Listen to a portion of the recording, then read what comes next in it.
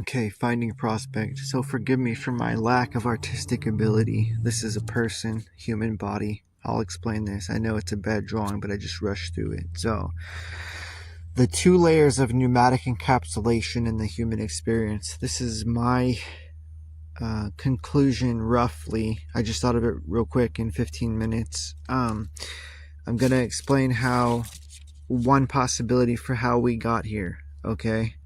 So, there's pneuma, spirit, then soul, encapsulating the spirit, and then the human avatar, the human body. So I'm going to read it, but I'll point and make sure the camera's pointing. So this is the spirit, the pneuma, the spark. I drew it like a drop of water, a teardrop, because I've heard that people's experiences in NDEs or astral where they were like a teardrop and they had 360 view, this kind of thing. So there's the flame, the spark in the middle. It's a spirit. Okay, in and out and through all form, all creative and destructive abilities at will, unlimited. Okay, can go anywhere, do anything. Zero pressure, a vacuum, perfect coherent state, original state of pneumatic beings, consciousness, eternal, pure spirit. Pneuma, spark, eternal spark, freely traveling through greater cosmos. Okay, so we were traveling. You could just, you're whatever you are here, whatever you want to be. One point in this model, we were traveling individually. We were traveling through the greater cosmos. Something, quote unquote, AI technology, a being, a demiurge, I don't know, but something created a massive fear impulse, either with artificial technology or somehow some kind of immense externally generated pressure that pushed in on the spirit, on the pneuma. And see how small it got? Big, tiny. All the pressure pushed it in really hard. Immense pressure and high incoherent state. Something, quote unquote, external forced the spiritual essence super compact from high pressure, super fear, incoherent, high pressure state, unnatural to the pneuma being, to the spiritual essence. Then a soul encapsulation was placed around the spiritual essence. The spirit, the little drop, is there in the middle. It's roughly the shape of a human, the 5-pointed star. Soul vessel gets generated or placed around spirit to relieve excess pressure. So in this model here, this is the second stage. First, it got compressed with high pressure down. Then a container was placed around the high pressure, so the pressure is now relieving outward to the confines of the soul, the first container, in a rough shape of a human, like an intermediate avatar between spirit and body, material body. Let me read this. Soul container used to relieve pressure artificially generated within spiritual being towards the external, inner to outer. Soul container generates initial illusion of control over spiritual being. So the pressure was placed upon the pneumatic spirit, condensing it massively. Then a container was placed around it, and now the pressure is relieving outward into the soul container, because pressure goes from high to low. It's pressure mediation. So this is container 1. It's under pressure, but it's trying to go from high to low, and there's a container around the high pressured spirit. Whatever created the high pressure, some kind of artificial externally generated pressure, fear, AI technology, I don't know, but it compressed it. And now there's a container in this state around it, and it's relieving from high to low, from inner high pressure to outward, and it's contained in the soul. Then, my terrible drawing of a human. So you see here, the spirit is the little drop inside the soul. The soul is basically a human shape, but not as defined as a body. The spirit is going high pressure out to the inside of the soul, container 1. Human body is container 2 that the soul is housed in. And the pressure is from out to in, material body, inward to non-material, because pressure flows from high to low.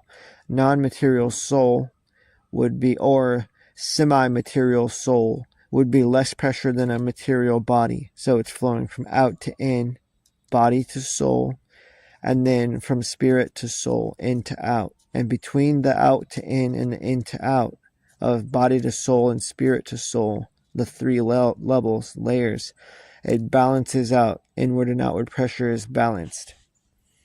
Human body used to contain soul container. So it's a container within a container with the spirit in the very center at the heart. Pressure from material human animal body inward into soul container from high pressure to lower pressure, material to non-material. Outward and inward pressures generating balance between spirit, soul, and body during incarnation. Now let me read what I wrote here. 2 layers of containers. The spirit/pneuma is housed within. Okay. After the animal, here's my suggestion and my perception from what I can deduce. After the animal body dies, the spiritual being or pneumatic being must remain as coherent as possible and as low pressure internally as possible, as near of a perfectly low pressure, ultimate low pressure state, to be as close to being a vacuum as you can be in your inner being. In other words, do not react. You must learn while you're alive here. Do not react to any stimulations with fear or hatred or anger or anything that tries to increase your inner pressure after your body dies. You must be neutral in a flow state, coherent and low pressure in a flow state.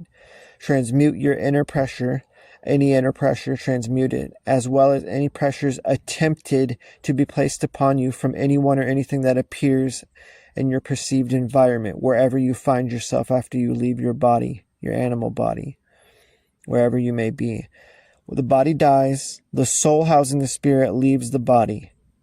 Maintain coherent, unified signal and low pressure, and your inner pressure will rebalance relatively quickly in your spirit, and the soul container will dissipate, and you will be free again. So when the body drops away, the animal body, it will just be you with the spirit inside the soul container again. This will drop away. You'll go back to this state.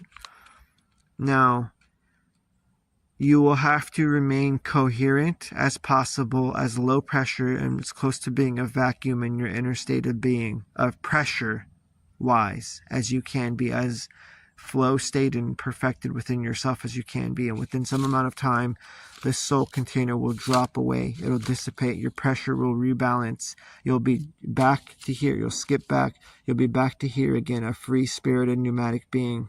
Okay. But between this dying and you having the first container dissipate, if the soul trap is true, then some kind of technology or beings or something will try to cause you fear or panic or want you to fight or get you to agree or whatever, to either maintain the pressure of this soul container around your pneumatic spark, which is what you are, or to increase it when it's going away. If you're maintaining low pressure coherency, this container also will dissipate eventually if you don't respond to fear, AI technology, any kind of thing, white light technology. If you don't respond long enough, whether you could even go into the darkness, so to speak, if that's something, and the pressure of this first container will dissipate and eventually. It probably won't even be that long. A few minutes, few hours, few days. So theoretically, this is what will happen. The soul container level 1 will dissipate. You have to drop that container so that you have no more initial human form or relationship to the material aspect of this level. Level 1 container, soul container. Level 2, full incarnation, container within container. Pressure outward, pressure inward, balancing the pressure. Spirit, body, and then the mind and the heart and spirit. The soul is housing the spirit. The soul is housed inside the body. Pressure inward, outward, balance. Okay. So I hope this makes sense. I know it's a bad drawing, but this is the 2 layers of pneumatic encapsulation in the human experience. So basically, when the body drops, you're going to have to do whatever you have to do to not react to fearful anything, to anything exciting in a negative way or getting too excited in a positive way, because that can increase your pressure from expectation. You have to basically be neutral, but in a flow state. Loving and centered, neutral, calm, low pressure internally, mentally, emotionally, and be aware, be alert, be detached, and you can't have any attachments to the material world. That will bring you back to focusing, that will, any kind of focus or response, startlement and pressure internally, that will maintain the pressure of the soul vessel. If you react, it will keep the pressure up, and the soul vessel will maintain, and eventually you'll either be talked into coming back, or you'll be deceived or fearful, or somehow you'll be reassociated through vibrational resonance or something back into a material body. Theoretically, I don't know, but this is what I'm deducing. So you want to get that initial encapsulation of the soul body, level 1 incarnation or encapsulation. You would want that vessel, the soul vessel, semi-material or semi-non-material. It's in between, I would say. It's the bridge between pure spirit and part spirit, part matter, and then dense material.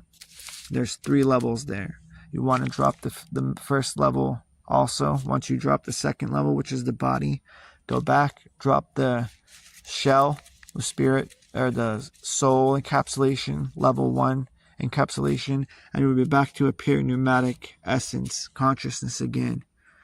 So, I'm not sure. It may be easier said than done. Or if you're just completely focused, coherent, non-reactive in a negative way, aware, neutral in a flow state, loving, peaceful disposition, that may be coherent enough and low pressure enough based on toroidal physics and ether physics. That may be enough to get yourself out of that level and be back to pure Pneuma, pure spiritual essence and awareness. So I intend this makes sense, and that's it for this one. Take care. So we'll just say this is the soul here, or the spirit spark of limitlessness. Has to have a body. So the matrix gives it a soul body. The soul body's part of the matrix, but we're going to call it soul for simplicity. Even though this is the real essence of you, it's being hypnotized, told to project itself out here on that stage I was talking about. So the light body. And then this spark and essence, full of life force and light and just life itself, gives light to that film strip or stage and movement, everything. And so then that's projected onto the screen, which is our physical body. This here was supposed to be a body. Oh my God. So I kind of think of this maybe as the Trinity, the soul, the light body, and then us where we're at right now. So because this has been projected out like this, we here have the consciousness of this spark, of this divine essence. So the thinking is not happening here anymore. It's happening with us. That's why if we wake up right here, we can wake up the soul. So the soul over here is under hypnosis. It's being told what to think. It's becoming kind of a split mind there, but definitely we have a split mind here where we have the matrix mind pumping all its garbage into our head, just like the soul's getting over here. It's getting all the hypnosis pumped into it. And then we have again, we're going to call it soul, our soul mind or spirit mind. And most of us are listening to the matrix mind. Those of us that are waking up out of the hypnosis are starting to be able to listen more and more to the soul mind. So let me see where I want to go from here. So I'm hoping I'm going to remember everything I saw because I did not write it down. So that soul that's being fed the hypnosis, the spirit, it, okay, first, I saw a long time ago that there's a group of souls. There's more than one piece of someone, their essence in a soul body. And they're all being given the same hypnosis to create that world on the stage. That's why we're all seeing the same thing. All right, but I want to come back to this because that's important. So let's bring up the light body again, the Trinity. I don't know if it's really the Trinity, but I'm too lazy to even draw a stick figure. Sorry. So it's really hard with your fingertip. So the soul, when you come in, even if you just got here in this whole loop before the reset, you didn't get stuck in the last reset. You're new, you're cycling through all those lives on that figure 8, and you're waiting for the reset so that we can have the opportunity to exit, like mass exit or take this down. So you're cycling through those stupid lives, but you're staying connected to your soul because you just kind of got here. But what they do is they capture the souls when they come in and they do something with them. They torture them. So not only is the soul,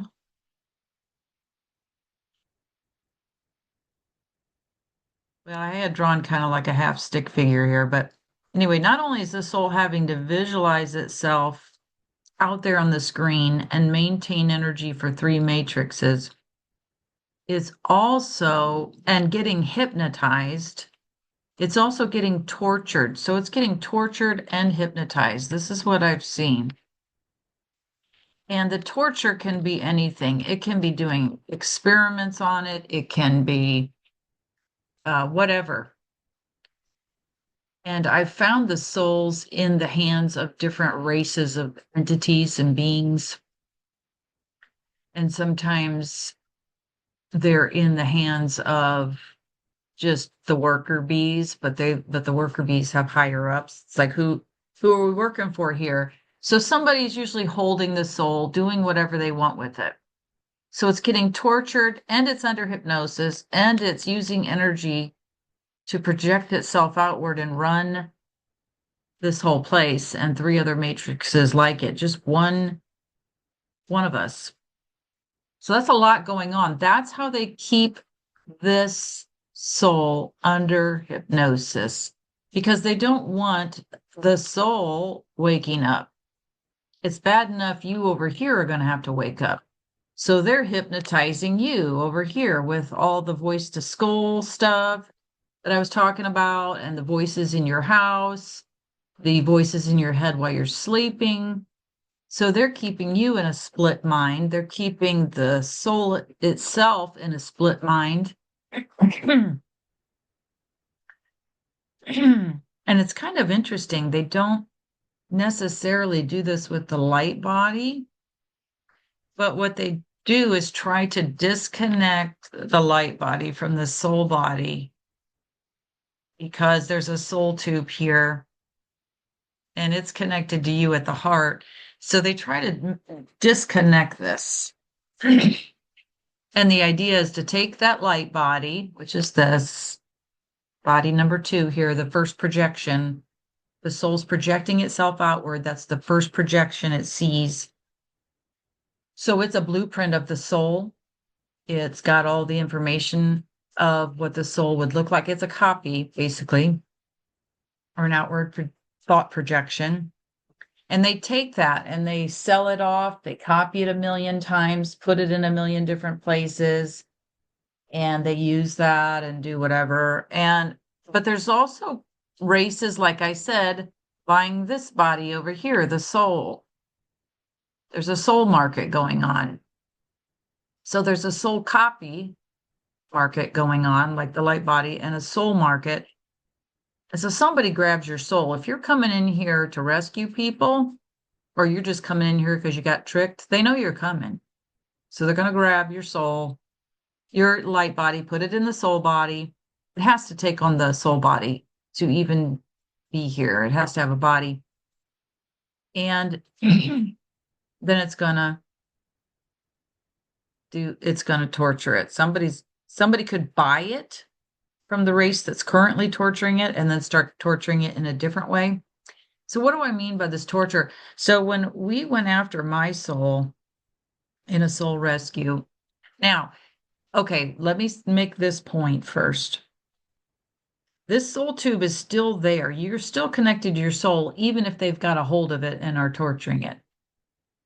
They have to try to break this connection here. This connection is kind of like a magnetic connection in a sense, but really like the light from the real is coming in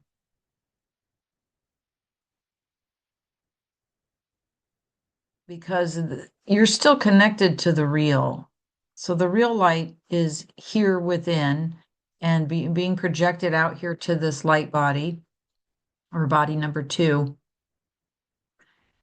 And what they want to do is they want to disconnect this. They want to destroy that connection, and it's done through magnetics. It's done through the things in the arm. It's also done through attacks on the light body, sucking it dry of its energy, and then the disconnection happens. And so then what you have is this is just gone now. It's been taken. It's still here somewhere. It's out there, maybe copied a million times. So now you're no longer connected to your soul, but you're still alive. So as long as you're still alive, you can still wake up because you still have the consciousness of the spirit. You'll feel the disconnect. People that have got the shots, they felt the disconnect. They've lost their connection to their creativity and things like that, their ability to see things because the middleman got taken. But you can still get out of here because your consciousness is in body number 3, this body where we are as this cyborg reflection of the light body. So we're like the 3rd level out projection. But because the consciousness of the soul has projected its mind outward, it's forgotten that it's here. It thinks it's on that stage. Then because we have its mind, but we're also getting split with a hypnosis ourselves and a matrix mind. But if we wake up, then the jig is up. So as long as you're still alive and you get yourself woke up, even if your light body's gone, the jig is up. Now it's better to have the light body, but that doesn't mean you can't get out of here. So when my soul got taken, or well, not when it got taken, it was taken and being held, and I was down in this pit, and it was like a black hole pit, and it was ice cold, and I couldn't get warm. I was curled up in a ball, just freezing. So it'd be like just laying there freezing with frostbite, but you can't die. And so that feeling of overwhelming cold to the point where you're curled up in fetal position, so to speak, is so distracting. So if you've got that, that was the torture I was under. And it was interesting because once we rescued my soul, this body, I no longer had this aversion to cold. I couldn't stand to be cold. And of course, I was raised in a winter environment and everything else, but I was always freaking freezing. And after that, I didn't have that issue anymore, although I'd still rather be in the sun and in the warmth. But when we went to rescue my soul out of that pit, and what we do with it then is hide it somewhere in here. Sometimes it gets hidden in maybe one of those other figure 8 loops, or somewhere in the virtual universe it gets hidden, or maybe in this matrix. It just depends. It's up to the soul where it wants to hide itself, but it needs assistance to get out of that first. So when we rescued mine, guess who showed up? Archangel Michael. And he had appeared to me when I was, well, it's like 30 years ago, given me this sword and everything. I did not call him in or anything. And then in my 50s, I realized that was not good because here he is showing up. But I had already decided the angels were not good. I just didn't realize he still was contracted to me. And it wasn't because of the sword, because I'd given that back. It was because they hit me with a bunch of stuff when I was really low, a bunch of attacks and stuff. And I had a friend just insisting that I say the Archangel Michael prayer, the Archangel Michael spell. And I was like, no, I don't. I've already been down those roads for years. I don't want to do that. And I finally just did it to get them to shut up. And that's when I made the contract. So he was there to collect my soul. So no, he's not a real being because none of this stuff in here is real. It doesn't really exist. It's a mind program, but he's there. I mean, he's there. He's in here.